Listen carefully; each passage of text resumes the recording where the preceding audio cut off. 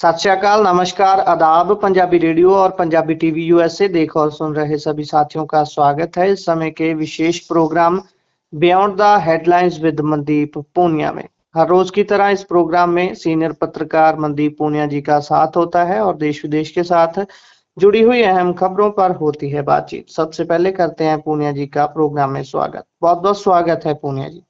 जी, नमस्कार, सत श्री अकाल, आदाब। नमस्कार, सत श्री अकाल, आदाब। रुख खबरों का सबसे पहले बात अमेरिका की। ट्रंप बोल रहे हैं कि मेलानी जंग में साथ नहीं है और शांति की बात भी बेकार रही है। ईरान को बोल रहे हैं, ट्रंप बोल रहे हैं कि ईरान को परमाणु हथियार मिले तो 2 मिनट में इटली को उड़ा देगा। ये सबको साथ लाने का तरीका है, ऐसे डरा के बात करने का। देखिए, जो अमेरिका के राष्ट्रपति डोनाल्ड ट्रंप, वो लगातार जो यूरोप और नेटो के जो कंट्रीज़ हैं नेटो में, उनको लेकर लगातार बोल रहे हैं कि आप कोई पोज़ीशन नहीं ले रहे हैं। पोज़ीशन ले भी रहे हैं तो आप एंटी वॉर और पीस ऐसी-ऐसी पोज़ीशन ले रहे हैं, इसको लेकर उन्होंने कही है।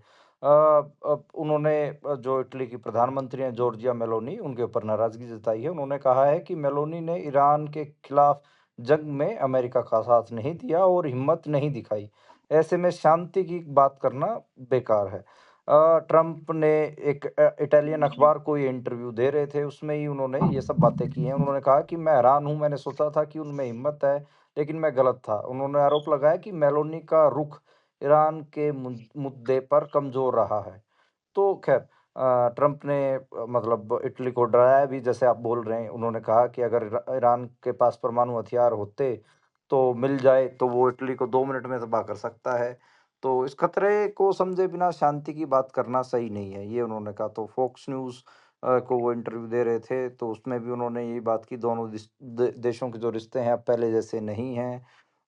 ईरान मामलों में अमेरिका का साथ जो नहीं देता, उससे उससे उनके संबंध कमज़ोर हो जाते हैं। तो ये मोटा-मोटा बातचीत थी। जो स्टेटमेंट मेलोनी को लेकर उन्होंने दी। आज और भी कई घटनाक्रम हुए हैं। अब इसमें एक एक जो घटनाक्रम है अमेरिका का, तो वो अमेरिकी जो ट्रेज़री डिपार्टमेंट है, उन्होंने ईरानी तेल की जो बिक्री के लिए जो एक टेम्परेरी छूट दे रखी थी, अब उसको ख़त्म करने की के ऊपर वो विचार कर रहे हैं। वो कह रहे हैं हम इसको कुछ दिनों में ख़त्म करेंगे, इसको आगे नहीं बढ़ाएँगे। दूसरा, यूरोपियन जो मुल्क हैं, वो एक अलग किस्म की लामबंदी कर रहे हैं। वो कह रहे हैं कि हॉर्मुज़ स्ट्रेट में जो जहाज़ों की आवाजाही है, वो फिर से नॉर्मल हो, इसके लिए वो एक इंटरनेशनल गट अलायंस जैसी बनाने की कोशिश कर रहे हैं, उसके लिए वो कर रहे हैं। लेकिन उस मिशन में आपको बताऊँ, उस अलायंस में अमेरिका शामिल नहीं है। तो ये भी एक इंटरेस्टिंग बात है कि जो यूरोपियन मुल्क जो हलचल कर रहे हैं, उसमें वो अमेरिका को नहीं ले रहे, जो अलायंस बना रहे हैं। तीसरा, कनाडा ने लेबनान के लिए 40 मिलियन डॉलर, तकरीबन अगर हम इंडियन करेंसी में बात करें तो 330 करोड़ रुपए की मदद करने का ऐलान किया, और ये इंटरनेशनल जो संगठन वगैरह होते हैं, उनके ज़रिए ये मदद पहुँचाएँगे। चौथा ये कि हिज़्बुल्लाह ने दावा किया कि जो उनके लड़ाकों ने पिछले 24 घंटे में 34 सैन्य हमले किए हैं, और हिज़्बुल्लाह कह रहा है कि उन्होंने इज़राइल की बस्तियों में, सैनिक जमावड़ों में और मिलिट्री व्हीकल्स को निशाना बनाया है। ख़ैर, जी। बाकी तो इसमें बात जो पॉलिटिकल बड़ी अपडेट है, वो तो यही है कि डोनाल्ड ट्रंप होपफुल हैं कि 2 दिन के अंदर-अंदर दोबारा से ईरान के साथ बातचीत शुरू होगी। तो ख़ैर, यूरोपियन मुल्कों को वो डरा रहे हैं, और वहीं 1-2 दिन के अंदर ईरान के साथ बातचीत दोबारा से शुरू करने की तैयारी कर रहे हैं। तो ये दोनों मतलब काफ़ी कंट्राडिक्टरी चीज़ें हैं, और उधर यूरोप भी जो है वो विदाउट अमेरिका एक इंटरनेशनल अलायंस फ़ॉर्म करने की कोशिश कर रहा है, जिससे हॉर्मुज़ स्ट्रेट में जो जहाज़ हैं, उनकी आवाजाही नॉर्मल हो सके। तो ख़ैर, और इज़राइल इज़राइल के बारे में बात करने भूल गए। इज़राइल कह रहा है कि उन्होंने 24 घंटे के अंदर-अंदर हिज़्बुल्लाह के 200 से ज़्यादा ठिकानों के ऊपर हमला किया है। वो लेबनान में ही आपको पता है कि लगातार हमला इज़राइल कर रहा है, उसको उसका इश्यू भी उठा था। तो ख़ैर, देखते हैं कि इसमें क्या बनता है, पर यही है कि ट्रंप आपको पता है चाइना दौरे पे भी जा रहे हैं। उन्होंने कहा है कि चीन पहुँचते ही राष्ट्रपति जिनपिंग मुझे एक बड़ी हग देंगे, मतलब बिग हग, उन्होंने कहा है कि उसके साथ मेरा स्वागत होगा। तो ख़ैर, अभी ये जो गर्मजोशी है इस बातचीत की, वो तो देखने को मिलेगी कि किन चीज़ों पे अलायंस होता है। अलग-अलग मतलब अलग-अलग विश्लेषण जो अमेरिका और चाइना का ये जो जो ट्रम्प चीन में जा रहे हैं उसका उसके मायने निकाले जा रहे हैं। जी। और इससे आगे बढ़े तो कल चर्चा होगी महिला आरक्षण बिल पर, क्या खास रहने वाला है? देखिए, महिला आरक्षण के मामले में जो अपोज़िशन है, उन्होंने कल स्पेशल सेशन बुलाया गया लोकसभा और राज्यसभा का 2 दिन का एक्सटेंडेड, वैसे इसको आप बोल सकते हैं कि ये एक्सटेंडेड सेशन है। Extended session in the sense कि जो बजट सेशन था उसी को ही एक्सटेंशन 2 दिन के लिए किया गया है और 2 दिन के लिए जो किया गया है वो कहें कि ये महिला आरक्षण बिल के ऊपर ही बात करने के लिए किया गया है। तो इसमें लग नहीं रहा कि मुझे कोई कुछ दम है। उसका ए एक रीज़न ये है कि अपोज़िशन जिस बात को उठा रहा है, वो बहुत जेन्युइन है। अपोज़िशन कह रहा है कि भाई आपको वुमेन रिज़र्वेशन लागू करना है, इसके लिए हमारा सपोर्ट है, लेकिन आप जो परिसीमन कर रहे हैं वो गलत है। जैसे साउथ इंडिया के जो सूबे हैं उसमें मैंने तमिलनाडु की बात भी आपको रखा है, एम के स्टालिन और भी कई लोगों का रखा है।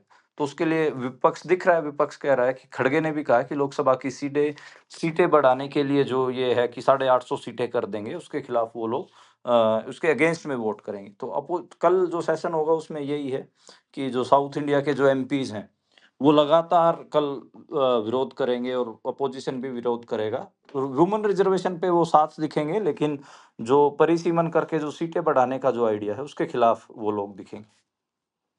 जी, जी। देखने वाला होगा कि क्या बनेगा इस सारे में। आगे बढ़े तो गृह समेत 29 विभाग जो हैं वो खुद सीएम सम्राट चौधरी संभालेंगे। जेडीयू के पास सिर्फ 18 विभाग रहेंगे। नीतीश कुमार को साइड लगाने के बाद अभी जब सम्राट चौधरी के हाथ में बागडोर है तो हाँ, हालाँकि आज उन्होंने शपथ लिया है, शपथ लेने से पहले उन्होंने नीतीश कुमार के पैर छुए हैं, तो ख़ैर बिहार की पॉलिटिक्स में नीतीश युग खत्म हो गया है, नीतीश अब राज्यसभा सांसद हैं। सम्राट चौधरी बिहार के 24वें मुख्यमंत्री बने हैं और ईश्वर के नाम पर शपथ ली है। राज्यपाल सैयद अता हसनैन ने लोक भवन में आज उनको गोपनीयता की शपथ दिलाई है। इसके अलावा 2 डिप्टी सीएम भी बनाए गए हैं। जेडीयू के विजय चौधरी और विजेंद्र यादव को डिप्टी सीएम बनाया है। तो ये है, जेडीयू के पास सिर्फ़ 18 विभाग रहेंगे और 29 डिपार्टमेंट सम्राट चौधरी के पास रहेंगे। तो नो डाउट जो सम्राट चौधरी हैं, वो पावरफुल बन के उभरे हैं, बीजेपी वहाँ पे पावरफुल बन के उ उभरी है। उसके बाद एक डिबेट भी है पूरा, ठीक है कि उन्होंने नीतीश कुमार के पैर छू के आगे बढ़े हैं, लेकिन नीतीश कुमार और जेडीयू को तो निपटा ही दिया गया है। एक डिबेट बिहार की पॉलिटिक्स में हो रही है। 2 डिबेट हैं दरअसल, एक तो केंद्र लेवल पर है। पहला तो यही कि जो सम्राट चौधरी का मुख्यमंत्री बनना है, क्या वो मोदी और अमित शाह की जो बंद कमरे की राजनीति है, उसकी जीत का जश्न है? या फिर मतलब जैसे एक एक पूरा नैरेटिव यही है कि नरेंद्र मोदी और अमित शाह के जीवन की बड़ी उपलब्धि ये है कि उन्होंने साबित कर दिया है कि बिहार की राजनीति जो इंटेलेक्चुअल मतलब जैसे बाकी बुद्धिमत्ता बाकी प्रदेशों से अलग नहीं है। नीतीश कुमार ने जिस बिहार के दम पर मोदी को चैलेंज करना चाहा, मोदी ने उस बिहार से ही नीतीश को बाहर कर दिया। ये सत्य है और भारत की राजनीति के में हिसाब चुकाने की ये बड़ी घटना है। अब आप 2014 से पहले नीतीश कुमार का पॉलिटिकल स्टैंड देखिए। वो ऐसे बिल्कुल मोदी के प्रधानमंत्री बनने के खिलाफ थे, इवन उन्होंने तो इस्तीफ़ा दे दिया था।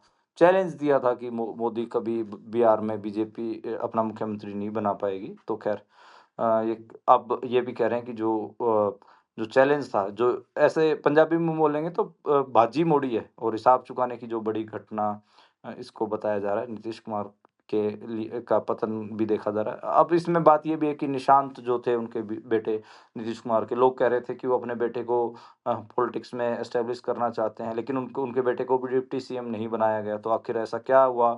इसके ऊपर भी लोग बात कर रहे हैं कि भई डिप्टी सीएम उन्हें क्यों नहीं बनाया गया? तो अलग-अलग विश्लेषण है।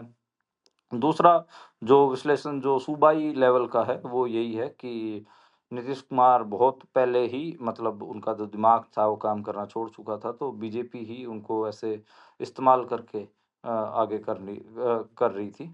तो अब यही है, देखते हैं कि क्या इसमें इस सरकार का रहेगा, लेकिन फिलहाल के लिए सम्राट चौधरी बीजेपी के deputy chief minister chief minister बन रहे हैं और जेडीयू के 2 लोगों को डिप्टी चीफ मिनिस्टर बनाया गया और काफ़ी पावरफुल चीफ मिनिस्टर सम्राट चौधरी बनकर उभरे हैं। जी, सम्राट बन गए हैं बिहार के चौधरी। खैर आगे बढ़े तो छत्तीसगढ़ में पावर प्लांट हादसा जो हुआ है उसमें अब तक 19 लोगों की मौत हो चुकी है। ये कैसे हुआ हादसा, सारा क्या थी, अब माजरा क्या हुआ? देखिए, वेदांता का पावर प्लांट है और वो छत्तीसगढ़ के शक्ति जिले में पड़ता है, वहाँ पर ये हादसा हुआ है। वही unsafe work place for labourers, वो उसके बारे में हम लगातार बात करते ही करते हैं हमारे बुलेटिन में। ये पिछले 3 साल से आप सुन ही रहे होंगे कि इंडिया में अनसेफ वर्क प्लेस के कारण मज़दूरों की मौतें होती हैं। उसी वैसा ही ये हादसा है, पावर प्लांट में आज हादसा हुआ। 19 मज़दूरों की अभी तक डेथ हो चुकी है। और अभी भी रायगढ़ के अलग-अलग अस्पतालों में तकरीबन 100 से ज़्यादा जो मज़दूर हैं, उनको भर्ती करवाया गया है। 36 जो लोग हैं, वो तो बुरी तरीके से झुलसे हुए हैं, गंभीर हैं, तो डेथ टोल वो बढ़ेगा। वेदांता जो मैनेजमेंट है, उसने एकदम से एक्ट किया, कहा कि हम 35-35 लाख रुपए मरने वालों को देंगे और नौकरी भी देंगे उनके के घरवालों को। पर आप कैसी नौकरी देंगे? आपकी नौकरी करने के लिए जो ये लोग आए, वो तो आपके जगह पे काम करते हुए मारे गए। तो आप फिर कह रहे हो कि उनके परिवार वाले, ये तो बात मतलब वर्क प्लेस पे सेफ्टी इंश्योर करने की तो कोई कमिटमेंट दे ही नहीं रहा। मर गए तो ठीक है भाई, मुआवजा लो और अपने परिवार वालों को नौकरी लगवाओ और आगे बढ़ो। ये काफ़ी मतलब कहें कि अजीब है, बहुत बहुत घटिया भी लग रहा है। मज़दूर वहाँ पर इकट्ठा हुए हैं, अफ़रा-तफ़री मची है। तो ये भी हो सकता है कि बड़ा मूवमेंट मज़दूरों का वहाँ देखने को मिले और 29 लोग जो हैं बहुत ऐसे ज़्यादातर आदिवासी ही मज़दूर हैं। और काफ़ी वहाँ पे लोग परेशान हैं, मज़दूरों का एक मूवमेंट देखने को मिल रहा है। एक हादसा आज मतलब पंजाब में भी हुआ, पंजाब में जो एक श्रद्धालुओं से भरी हुई बस पलटी, उसमें 8 लोग मरे हैं, उसमें महिला और बच्चे समेत 21 लोग तो घायल हुए हैं और शरीर में काँच के टुकड़े घुसे हुए हैं। 1.5 किलोमीटर के बाद ही ये जो यात्रा थी वो ख़त्म होनी थी, लेकिन पहले ही फ़तेहगढ़ साहिब में ये घटनाक्रम हुआ और बिजली के खंभे से टकरा के बस का एक्सीडेंट हुआ है। तो ख़ैर वो भी एक एक बुरी खबर आज पंजाब से भी आई है। नरेंद्र मोदी ने भी इस हादसे पर दुःख जताया है। तो ये 2 हादसे हैं, एक मज़दूरों के अनसेफ वर्क प्लेस का है और दूसरा ये जो बस एक्सीडेंट हुआ है, रोड एक्सीडेंट है, तो ये है। तो ख़ैर अब पता नहीं भारत में कब मज़दूरों के लिए सेफ वर्क प्लेस या फिर जो वर्कर्स हैं, उनके लिए सेफ वर्क प्लेस प्रोवाइड किए जाएँगे, ये तो पर ये एक बड़ा मुद्दा है। हमारे बुलेटिन में ही लगभग हर हफ्ते इसको लेकर बातचीत तो हो ही जाती है। बिल्कुल, बिल्कुल, ऐसे ही होता है। आगे बढ़ें तो बात उड़ीसा की करते हैं। उड़ीसा के एक सरकारी आदिवासी स्कूल में खाना खाने के बाद 5वीं कक्षा की एक छात्रा की मौत हो गई है। 100 से ज़्यादा अधिक बच्चे बीमार बताए जा रहे हैं। हाँ, ये जैसे सरकारी स्कूल में जो मिड डे मील मिलता है, उसका घटनाक्रम है। ये उड़ीसा का मयूरभंज जिला है। वैसे ये जो मयूरभंज जिला है, इसके बारे में बताऊँ तो इसमें आदिवासी बहुल जिला है और इसमें जो ये एक आदिवासियों का ये एक हॉस्टल मतलब जिसको बोलते हैं ना आवासीय स्कूल जिनको बोलते हैं, उनके वो स्कूल है और इसमें खाना खाने के बाद 100 से ज़्यादा बच्चे बीमार पड़े। एक स्टूडेंट की डेथ भी हो गई है और उसमें यही है कि जो प्रिंसिपल है उसको निलंबित किया गया, अस्पताल भर्ती करवाया गया बच्चों को। तो है इसमें जो पखाला जिसको फ्रैगमेंटेड चावल बोलते हैं, आलू भरता और आम की चटनी ये दिया गया था उनको खाने में और उसके बाद उल्टी, दस्त, बेचैनी ये सब बच्चों को हुआ और ख़ैर इलाज चल रहा है। 150 के आस-पास स्टूडेंट हैं और उसमें उनके ऊपर असर है। 100 से ज़्यादा अस्पताल में भर्ती हैं, तो जो पेरेंट्स हैं उनमें भी गुस्सा है, आदिवासी भी इसको लेकर इकट्ठा हो रहे हैं। अब देखिए बात क्या है, आप मिड डे मील को लेकर इंडिया मतलब जो गरीबों के बच्चे हैं, उनके स्वास्थ्य के साथ जो खिलवाड़ होता है वो हमको पता ही है। कुछ दिन पहले एक वीडियो वायरल हुआ था, मध्य प्रदेश का था।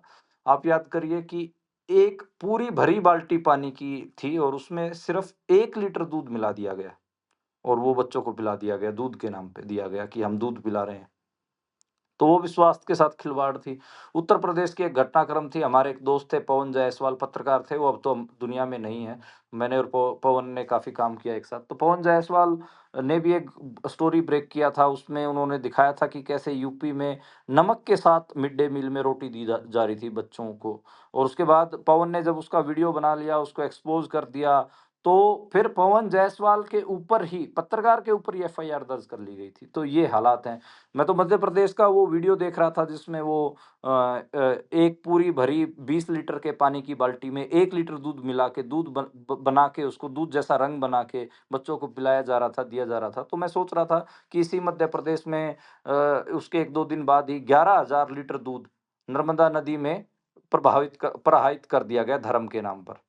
तो ख़ैर, उससे होगा ये कि नदी प्रदूषित होती है, दूध का और पानी का, ख़ासकर नदी के पानी का और उस दूध का कोई वो बनता नहीं है। उससे जो मरीन लाइफ़ थी नदी की, नर्मदा नदी की, वो भी प्रभावित होगी। पर ख़ैर, ऐसे 11,000 लीटर वेस्ट करने के लिए तो है, लेकिन मिड डे मील में बच्चों को 20 लीटर पानी में 1 लीटर दूध मिला के देने के लिए।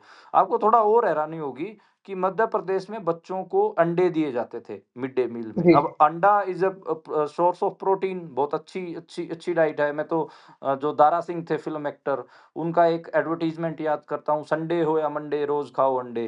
तो वो अंडों को बहुत प्रमोट करते थे। और मतलब जैसे प्रोटीन, मतलब ख़ासकर ऐसे इलाके जहाँ पे आदिवासी इलाके हो गए या फिर जहाँ पे कुपोषण है बच्चों में, वहाँ पे तो मतलब उनके प्रोटीन की पूर्ति के लिए अंडा देना ही चाहिए। लेकिन मध्य प्रदेश में हिंदुत्व के नाम पर उस अंडे को भी बंद करवा दिया गया। नहीं, नहीं, हिंदू समाज में तो वेजिटेरियनिज़्म होता है और ये सब करके, और वो अंडा बंद करवा दिया गया। तो ये मतलब खाली आप ओडिशा के इस ये जो मिड डे मील के कारण या फिर स्कूलों में जो खाना बनता है उसके कारण ये डेथ, ये कोई आइसोलेशन में नहीं है ये इवेंट। ये आपको थ्रू आउट द जो गरीब इलाके हैं उनके स्कूलों में ये सब घटनाएँ दिखेंगी आपको। कहीं नमक के साथ रोटी दी जा रही है, कहीं कुछ हो रहा है, कहीं मिड डे मील खा के स्टूडेंट बीमार पड़ जा रहे हैं, कहीं मर जा रही है। तो ये है, और दावा विश्व गुरु का है, और आपके जो बच्चे हैं स्कूल में पढ़ने वाले गरीबों के बच्चे हैं, वो मिड डे मील खा के उनकी डेथ हो जा रही है। तो ये हकीकत है। जी, जी। और इससे आगे बढ़ें तो नोएडा में दूसरे दिन भी बवाल हुआ है, पुलिस से झड़प की और पथराव की खबरें आ रही हैं। हाँ, मज़दूर लगातार भई प्रोटेस्ट तो कर ही रहे हैं नोएडा में, विजुअल्स बड़े परेशान करने वाले थे। पुलिस बड़े बुरे तरीके से ड्रोन वग़ैरह लगा के और कई किस्म करके मतलब लगातार पीट रही थी मज़दूरों को, तो वो दिखा। झड़प हुई हैं और 15 कंपनियाँ पुलिस की लगा दी गई। तो पुलिस बेसिकली जो ये बड़ी-बड़ी कॉर्पोरेट कंपनियाँ हैं, उनके हक में खड़ी दिख रही है। डिमांड क्या थी? डिमांड यही थी कि भई आपके जो ये संकट चल रहा है, हॉर्मुज़ संकट ये वो, उसके कारण एलपीजी की कीमतें बढ़ गई हैं, महँगाई बढ़ गई है और मज़दूरों की तनख्वाह नहीं बढ़ रही। तो वो 4-4 हज़ार रुपए में जो मज़दूर गैस खरीद रहे थे, अब 10,000 रुपए उनको बेचारों को दिहाड़ी मिल रहा है। 4,000 का तो गैस ही खरीदना पड़ गया, 4,000 उन्होंने रूम का रेंट दे दिया, 2,000 में कहाँ से महीना होगा? तो उनका डिमांड था कि हमारा सैलरी 20,000 किया जाए। तो ख़ैर वो तो नहीं माना। ये प्रोटेस्ट से कुछ तो हुआ है, ऐसे 3,000 रुपए जो बढ़ाया है सरकार ने। तो इसमें दो ढाई हज़ार रुपए, साढ़े 3,000 रुपए हरियाणा ने बढ़ाया है और 2,000 रुपए के आसपास जो यूपी है उसमें भी नई सैलरी बढ़ी है, 1 अप्रैल से लागू होगी। लेकिन मज़दूर काफ़ी वोलेंट दिखे, काफ़ी उसका प्रदर्शन हुआ। लेकिन हम ये भी देख रहे हैं कि जो इन कॉर्पोरेट कंपनियों के मालिक हैं, ये भी स्टेट के खिलाफ अड़ गए हैं। ये कह रहे हैं कि अगर हम आप इससे हमारी लागत बढ़ जाएगी, हमें मुनाफ़ा कम होगा, तो वो भी दिख रहा है। तो इंडस्ट्रियल एरियाज़ में खाली नोएडा का मामला नहीं है, मानेसर आप देखिए या फिर और भी कई इलाकों में, छत्तीसगढ़, पानीपत, कई जगह पे आपको ये जो मूवमेंट्स हैं, ये दिखेंगे और लगातार सैलरी बढ़वाने के लिए जो मज़दूर हैं, वो सड़कों पे हैं। जी, जी। और आगे बढ़े तो बात वेस्ट बंगाल की करते हैं। ममता बनर्जी बोल रही हैं कि हिम्मत है तो रोज मेरी गाड़ी चेक करो। ये क्यों कह रही हैं वो? अभी आपको वो खबर आपको मिली होगी कि जो ईडी ने जो मनी लॉन्ड्रिंग मामले में जो ममता बनर्जी का जो चुनाव का जो काम देख रहे थे सोशल मीडिया वगैरह का, आईपैक वाले, उनके डायरेक्टर को गिरफ्तार कर लिया है। टीएमसी कह रही है कि चुनावी साजिश है और आईपैक बेसिकली ममता बनर्जी के लिए वहाँ पर पॉलिटिकल मैनेजमेंट का काम देख रहा है। तो आईपैक के विनेश चंदेल जो उनके मतलब संस्थापक भी हैं और डायरेक्टर हैं, उनको गिरफ्तार किया गया है। और अभी यही है कि ये लोग बोल रहे हैं कि भाई जो ममता बनर्जी का डेटा है उसको एक्सेस करना चाहती है बीजेपी। इसलिए उनके काम देखने वाले लोगों को गिरफ्तार किया गया है। ममता बनर्जी कह रही हैं कि आप क्या चेक कर रहे हैं? जो हमारा काम सँभाल रहा है उसके बारे क्या चेक कर रहे हैं? और आपको है ऐसा कुछ लगता है तो भाई मेरी गाड़ी चेक कर लो। आप हमारे लोगों को निशाना बना रहे हो। और खाली मतलब मामला ये भी नहीं है कि जो सिर्फ़ जो उनका काम देख रहे थे, उन्हीं को ही गिरफ्तार किया गया है। उनके नेताओं को भी टारगेट किया जा रहा है। तो ज्ञानेश कुमार जो हैं इलेक्शन कमिश्नर, उनको पत्र लिखकर कहा है कि उनके नेताओं को, उनके साथ काम करने वालों को निशाना ना बनाया जाए। अगर ऐसा है तो अगर आप हमारी गाड़ी चेक करो, इतना ही मेरे से खौफ है, क्यों डर रहे हो भाई? हमारे पास तोड़ है आपका। तो ये दिखा। बाकी ख़ैर अभी लगातार जो चुनाव है असम में, असम में तो हो चुका, सॉरी, जो बंगाल में जो चुनाव है वो लगातार अभी उसमें उफान पर जा रहा है। तो लगातार दिख रहा है, अमित शाह वहाँ पे कैंप कर ही रहे हैं। अमित शाह लगातार रैलियों को और घुसपैठिया वाला मुद्दा वो चला ही रहे हैं। जी, बिल्कुल। और पंजाब की बात करें तो राघव चड्ढा से खटाखटी चलते हुए अभी पंजाब सरकार ने राघव चड्ढा की सिक्योरिटी भी छीन ली है। हाँ, पंजाब पंजाब में वो डिप्टी लीडर होते थे राज्यसभा के, राज्यसभा भी उनको पंजाब से ही भेजा गया था। तो सिक्योरिटी पंजाब का मिला हुआ था उनको, लेकिन जो ये पूरा विवाद बढ़ा है राघव चड्ढा के, उनको डिप्टी लीडर हटाया गया। फिर उन्होंने ऐसे कुछ-कुछ पोस्ट किया आम आदमी पार्टी के खिलाफ, आम आदमी पार्टी वालों ने उनके खिलाफ बोला। तो वो 2 सप्ताह से टसल तो चल ही रहा था। इस टसल में नई कंट्रोवर्सी यही है कि उनको, उनकी जो पंजाब ने सिक्योरिटी दे रखा था, वो हटा लिया। एक सेंस में ठीक भी है कि भाई कहीं का आदमी कहीं आके वो फिट हो गया और कहीं फिर वो सिक्योरिटी एन्जॉय कर रहा था। तो ख़ैर ये था, लेकिन दूसरा अब ये भी है कि स्क्रिप्टेड कैंपेन भी है, आपको पता ही है। इसके एक उलट खबर भी है, मतलब ठीक है कि पंजाब ने राघव चड्ढा से बदला लिया, तो जो राघव चड्ढा को प्रोटेक्ट कर रहे हैं बीजेपी वाले, उन्होंने जो नए डिप्टी लीडर बनाए गए हैं आम आदमी पार्टी के, इनकी तरफ से, आम आदमी पार्टी के जो डिप्टी लीडर बनाए गए हैं अशोक मित्तल, उसके उसके ऊपर रेड कर दी। उसके जालंधर में, फगवाड़ा में, गुड़गाँव में जो यूनिवर्सिटी और जो फार्म हाउसेज़ हैं, उनके ऊपर मतलब रेड वगैरह कर दिए गए हैं, उनकी पूछताछ चल रही है। तो ख़ैर अब यही है कि 10-12 दिन पहले तो उनको बनाया गया था डिप्टी लीडर, अब उनके ऊपर रेड कर दिया। हालाँकि वो ऐसे डूबियस कैरेक्टर है, वो हमने उसके बारे में कई बार बात किया, इवन किसानों के साथ भी ज़मीन को लेकर भी विवाद चलता रहता है। तो अशोक मित्तल के घर जो रेड हुई है, वो बिल्कुल टिपिकल, अपन कह सकते हैं कि ऐसा है कि इधर से राघव चड्ढा के कान मरोड़ने चाहे पंजाब सरकार ने, उधर से जो राघव चड्ढा को प्रोटेक्ट कर रही है बीजेपी, उन्होंने कान मरोड़ दिए इनके अशोक मित्तल के। तो ये बिल्कुल जैसे को तैसा टाइप है। खैर अब देखना होगा कि ये कार्रवाई कहाँ तक जाएगी, क्योंकि अशोक मित्तल को ऐसे माना जाता है कि काफ़ी जुगाड़बाज आदमी है वो, उसका बीजेपी में कनेक्शन है, ठीक है, हो गया। शायद उसके ऊपर रेड ही इसलिए किया गया हो कि उसको बोला जाए कि भाई अब तुम बीजेपी के लिए लाइन ले। अगर उसको बिना रेड किए भी उसको बोल देते तो शायद वो ले लेता। तो कोई ऐसा पक्का आदमी तो है नहीं। तो ख़ैर अब देखते हैं कि क्या इन 2 जो अपडेट्स, पॉलिटिकल अपडेट आज घटी हैं राघव चड्ढा और अशोक मित्तल के मामले में, इनका क्या निकलता है। कल ही इनका निचोड़ आएगा वैसे। जी। और एक एमएलए से सवाल पूछने की वजह से किसानों को गिरफ्तार कर लिया गया, वो भी एक दो नहीं, पूरे 16। हाँ, पंजाब का मामला है। देखिए, आज पंजाब में ज़िले भर में गेहूँ की जो खरीद में जो लेट लतीफ़ी हो रही है, उसके खिलाफ आंदोलन हुए हैं।